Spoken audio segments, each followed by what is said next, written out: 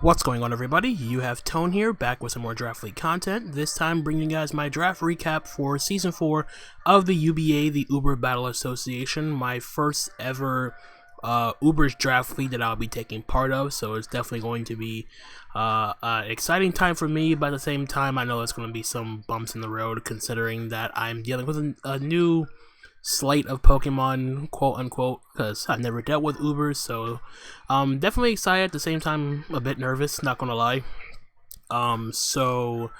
Yeah, nothing much else to say in regards to that. Just trying to get back into the groove of recording something for my channel after being away for so long and not recording anything, but regardless, let me just quickly run down the team that I ended up picking up for the UBA.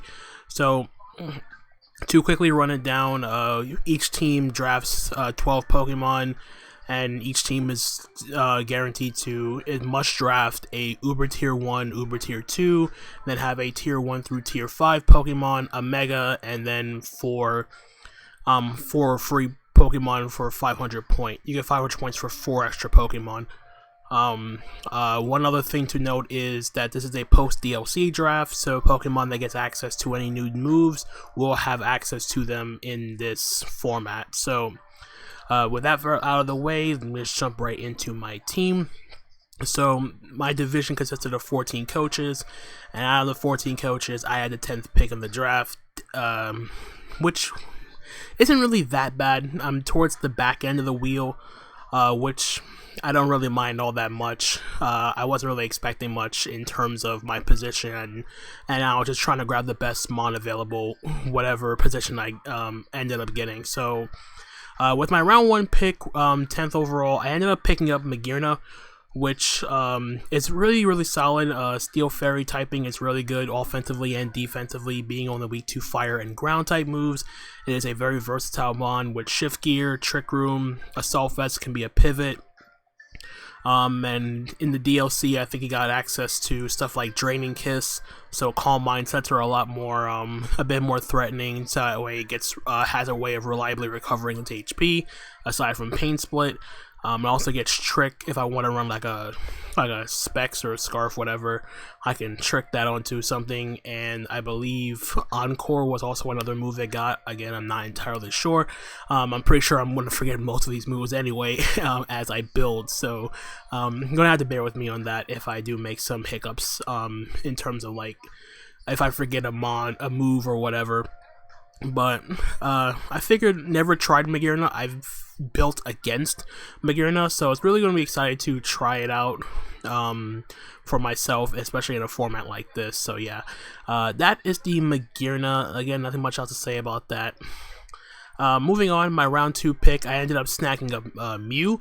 The jack of all trades, master of none, can pretty much do anything I can think of in terms of supporting role, being an offensive threat with Nasty Plot, Swords Dance, Dragon Dance, Calm Mind, Bulk Up, the list goes on and on. Stealth Rock, Spikes, T-Spikes, Momentum with U-Turn, Volt Switch. Like, whatever I need Mew to do, Mew will do that role, and barring any hiccups from me, or some untimely hacks or whatever the case may be, Mew is still really good in this format, just to have that unpredictability on my draft. So that's pretty nice to have, all things considered. So again, nothing much else to say about it. You know how Mew functions in League format, just being a pain to prep against. So round number 3, I ended up going with Zamazenta. Another thing to note, that there were some mons that were banned in the UBA, like the Arceus forms, Zacian, Crown form, Zacian itself, and Zamazenta in Crown form was banned. But Zamazenta regular was not, and granted, I did not know this mon stats like prior to me picking it up. I didn't know it was base 138 speed. I didn't know base 130 attack. I thought it was a lot more defensive of a Pokemon when I first saw it in game, so it really took me by surprise to see how fast it was. So But yeah, it pairs up really well with Magearna being able to break past steel types, which Magearna can't really break past. Or it can break past some of them, but not all of them, obviously, with the loss of hidden power fire. So having something like Zamazenta to break past those steel types and the dark types from Mew, so it can spam psychic moves a bit more freely, even though Mew can take care of them itself because of its insane amount of versatility. But still, Zamazenta gives me something, a hard hitter, a potential with Choice Band, Choice Scarf I can run. The only thing I really did wish the thing got was a Swords Dance, but that would probably make it ban all things altogether. So I'll take my I'll take the win where I can get it. So that is pretty much Zamazenta. Nothing much else to say about it. It's a very straightforward offensive threat for my team that provides me with a hard-hitting physical attacker and some much-needed speed. Next up, I picked up Manaphy, round number 4.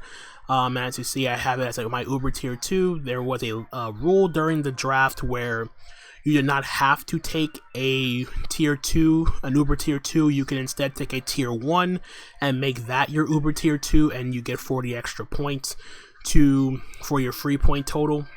So that's what I ended up doing, with picking up Manaphy. Now, Manaphy wasn't really my ideal pick in this draft. I was looking to pick up like Suicune to go along with this team. Unfortunately, Suicune got taken because the person who took Suicune got sniped with something else. So they took Suicune to make up for their snipe. So I had to make up my pick. And picking up Manaphy. Now, Manaphy functions a little bit differently. It can still function as a bulky water type, but more often than not, this will be a offensive breaker with Tail Glow. Gets some good coverage options to go along with its Water Stab, Ice Beam, Energy Ball, Dazzling Gleam, Psychic. And can still be a good support role on with stuff like U-Turn, Knockoff, utility moves like that, so it can be a bulky pivot if I needed to function in that role. So yeah, having the versatility of being a bulky pivot and an offensive wall breaker in one is pretty nice to have on my Manaphy. And it's really nice to use Manaphy again, because I haven't used Manaphy. It's been, I think, about 3 years since I've last used Manaphy in Draft League. And Manaphy was actually also the first Pokemon I ever drafted in my Draft League career, way back when. So yeah, really excited to try out Manaphy one more time, as it's been a while for sure, but hopefully looking to put in some work with Manaphy one more time. So moving on, round number 5, picked up Scolipede. This gives me another fast physical attacker, gives me another Spiker and Toxic Spiker, a grounded poison type, so I don't have to worry about T-Spikes. And of course, with heavy duty boots being a thing, SD Scolipede can be a lot more threatening, especially since the fact that it doesn't have to worry about taking 25% from Stealth Rock or taking any entry hazard damage whatsoever. Again, pairs up well with stuff like Zamazenta, which can break past the steel types that Scolipede struggles to deal with.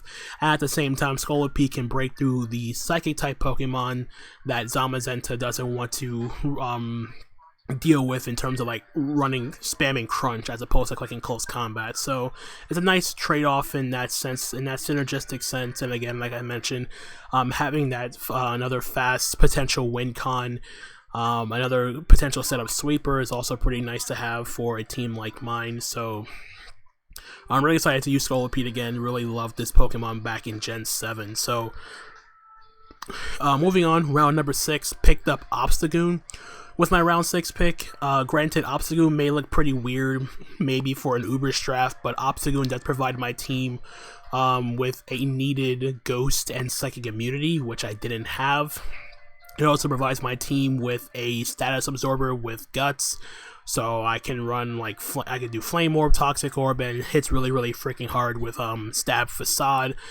Gives me access to Knockoff, can Parting Shot, can Close Combat, can do Bulk Up. I can even run stuff like Reckless, Double Edge to just get some more damage off. I wish this thing was a little bit stronger than base 90 attack, but I'll take what I can get with my with this Obstagoon, as I felt like it was like the best dark type I felt was available at tier 3. that went well with my team, and having like the option to parting shot into 4 potential setup sweepers is pretty nice to have, and it fills out a good speed tier in the 90s range as well, which I didn't have at this point in the draft. So pretty much fulfilling those types of roles and fulfilling the speed tier that I didn't have at the moment. So that is the Obstagoon. Nothing much else to say in that regard. I don't know how often. I don't really think I'm going to be running Defiant. It's not really necessary. It's not really deterring defog or anything, depending on the matchup. But nonetheless, that is Obstagoon. Moving on, round number 7, picked up Nidoking with my next pick. This gives me another. While I do have double poison, it's not that big of a deal. Double poison is perfectly fine as long as one of the two isn't weak to ground, which is the case that Scolipede is neutral. But nonetheless, Nidoking gives me another special wall breaker. It gives my team a offensive Stealth Rocker, so I don't have to bring Stealth Rock on my Mew. And Sheer Force Life Orb, Nidoking hits really freaking hard, even in Uber's format, which helps in certain situations, in terms of like breaking past those bulkier Uber's mons that this team can kind of struggle with depending on the matchup. But mainly the idea with Nidoking is just to have a good fast ground. It also gives me a ground type. So I have an electric immunity, which is also nice to have in certain matchups. But this thing can perform a lot of roles, and like I said, Stealth Rocker, another T-Spike user, and T-Spike Absorber, a ground type for the electric immunity, and just a hard-hitting attacker in general, which is really nice to have on a team like this, breaking through mons, bulkier mons for Magearna and Manaphy. So that's pretty nice to have in that regard. So moving on, my round 8 pick, I ended up snagging up Swampert with my round 8 pick. This gives me a more reliable option of Stealth Rock, which is really good to have. It's a really solid Gloomon, being 4 times weak to grass, and I have a good amount of grass resist on my team. Well, at the point I only have 2, but it gives me a reliable Stealth Rocker. It gives me another electric immunity. It does getting access to new moves like Bulk Up, Liquidation, Body Press, of course Toxic, and Toxic Roar for phasing opportunities with my entry hazards is also a good option to have if I want to be a little bit of an annoyance with the Swampert, and it's just a really nice Gloomon in general for my draft, giving me that reliable Stealth Rocker as opposed to running Rocks, Nido, or Rocks on my Mew. So that's pretty nice to have on any draft. So nothing much else to say about it, just a nice Gloomon in general in my Swampert. Next up is Appleton with my round 9 pick, and Appleton is a little bit of a weird selection, but the idea behind Appleton is the fact that at this point in the draft I did not have a ground resist. Everything on my team was susceptible to ground attacks, and I wanted to have something on my team to switch into those ground types attacks, and Appleton was pretty much the best thing I could think of to grab in terms of the lower tier mons, and it also gives me a dragon type, which I didn't have as well. Pretty solid mon overall. Of course, the thick fat being weakening the fire and ice type attacks for Appleton, especially considering Appleton's 4 times weak to ice moves. It's pretty nice. I do have some good ice resist on my team with the Manaphy and the Magearna. But other than that, though, just gives me, like I said, just gives me a solid ground type resist. Gives me, can be a little bit of an annoyance with stuff like Leech Seed. It gets a good recovery, and the only downside to Appleton, of course, is the fact that I don't really get much in terms of, it doesn't really get much in terms of like coverage options on the special side. It's literally stuck to its dual stab, but it does get a pretty good physical move pool with stuff like Earthquake, Superpower, Body Press with Iron Defense, Outrage if I want to go physical, but more often than not, it'll just be like a bulky tank or pivot into those ground type moves, and it gives me another extra electric check, which I didn't really need, but I'll take the extra insurance if for the draft. So yeah, that is the Appleton. Now moving on, round number 10. Snagged up my tier 5 in Magmortar with my next pick. There wasn't really much else in tier 5 that really appealed to me, and I felt that Magmortar was the best tier 5 I could get in terms of what my team was lacking, which was a fire type. It also gives me an extra wall breaker. It gives me a fire check, which I didn't really need, but it also gives me another special attacking wall breaker, heavy duty boots, and this thing is actually pretty bulky on the special side, so I can run like a bulkier boot set, and this thing can tank hits for days. Gets access to Thunderbolt for coverage, Focus Blast, Psychic, Earthquake, Belly Drum Flame Charge if I feel like doing that, Mach Punch for priority if I'm that desperate to run it. But outside of that though, just a very solid mon in general. I don't know how often I'll be bringing Magmortar to my games, but the option is there if I need to bring some sort of switch in or check to stuff like Volcarona. Maybe I don't really know if I even play a Volcarona in this league, but hey, we'll see what happens down the road. But that is Magmortar. Then moving on with my last two picks, I used my free points to snag up Vanillix. While Vanillix doesn't really do a whole lot, especially considering I have a lot of special attackers on my team, Vanillix does give me an ice type, and it also gives me access to Aurora Veil, which is nice to have for my potential setup mons with my Magearna, Manaphy, Mew, SD Scolipede, potential bulk up Obstagoon. So yeah, the option is there, of course, with Snow Warning giving me perfect accuracy Blizzards, gets Freeze Dry for water types, Ice Shard for priority, can taunt, explosion, and all that stuff. But mainly the idea is to just have some sort of it also gives me a decent Choice Scarf user if I want to go down the route of bring like Choice Scarf Blizzards or whatnot. So the option is there if I want to go that route. So yeah, again, like Magmortar, I don't know how often I'll be bringing Vanillix to my games, but the option is there if I need to, in the case I want to bring Aurora Veil. So that is the Vanillix. And moving on to my last pick, which was my Mega.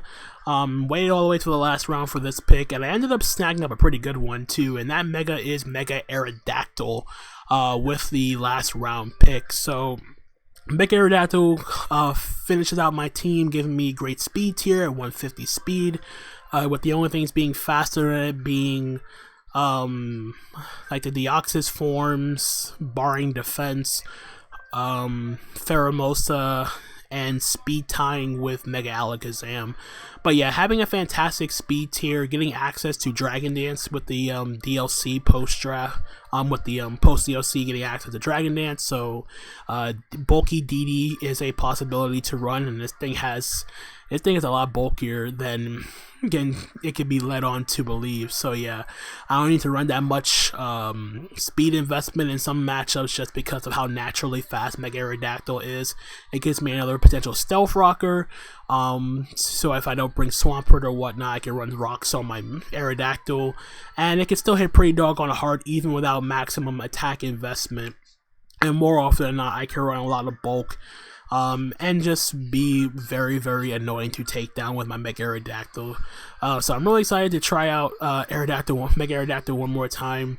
I really had a lot of fun trying it out in Gen 7, and I'm looking to see how much I can do in Ubers for Gen 8. So yeah, that is the team. So that is the breakdown of my draft. I hope you guys did enjoy. I do apologize with how late this video is. I've actually tried multiple times to record this, but I had a lot of issues come up in terms of the recording. So yeah. I already recorded my week 1 game, so that will probably go up maybe a few hours after this, so be on the lookout for that. So, but anyway, thank you guys so much for watching, and until the next time, this is Tone, signing out for now. Peace out.